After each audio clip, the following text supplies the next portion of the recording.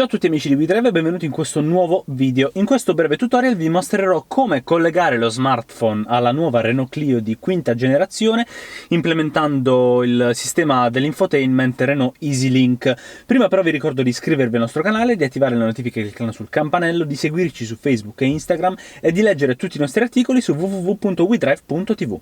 La vettura ci dà la possibilità di connettere un telefono cliccando su questa finestra.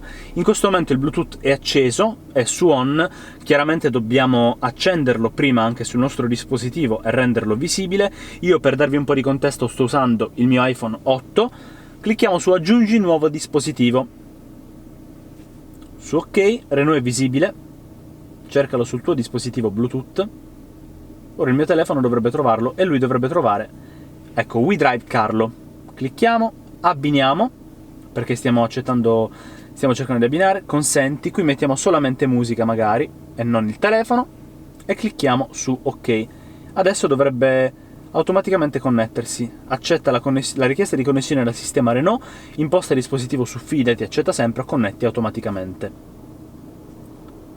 Ecco, come vedete sul mio telefono dice che è connesso, non so se si riesce a vedere, ma sulla vettura c'è un piccolo tick.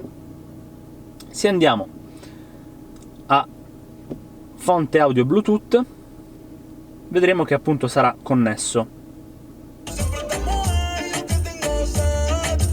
Perfetto.